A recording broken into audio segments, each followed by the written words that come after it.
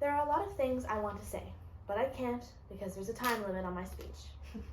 And knowing me, that can be difficult. So here goes. Whenever someone asks me what I am passionate about, I simply start to ramble. I can never seem to be specific. I say things like criminal justice, or human rights, animal rights, healthcare, no, education. But I just want to help make the world a better place, not just for me, but for everyone else. Just to give some background, I am one of 2 adopted children from Ethiopia. When I think of all the kids in Ethiopia that were not adopted, I simply question if they had ever received or are receiving an education. It's important to me that children have the option to choose having an education over having children and being married at my age. It might seem normal to a 15-year-old girl in Ethiopia, but it's because that's the only thing they've ever known. But I could never imagine giving up the amazing experiences I have had so far, only to get married and start a family at such a young age. And it's thanks to my biological father, Iobayo, and thanks to my parents, Jillian Smith Davis and Brian Davis, my parents, that I got to choose education. My education journey started in Germany, where oftentimes I felt alienated because I could not speak the language as well as everyone else could.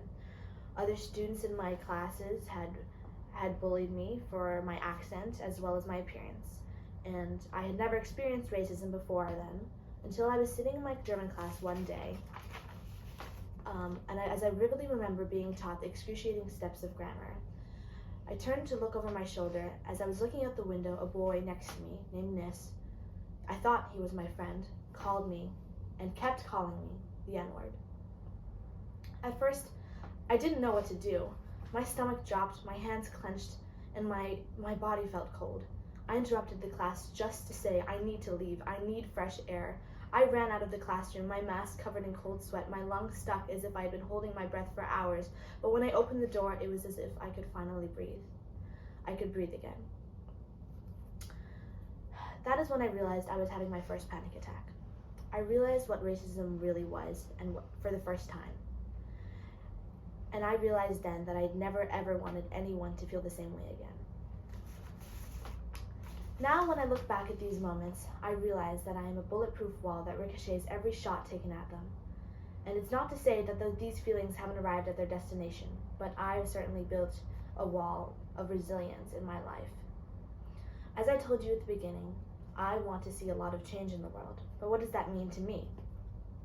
These experiences have strengthened my motivation to create change. As I am only 16, I can only do what I can to change the world. But maybe I could be a lawyer and improve criminal justice systems. Maybe I could become a teacher internationally and contribute to education. I could become a vet to make sure every animal gets a home, or maybe I will just be me, because that's the future that I want to see.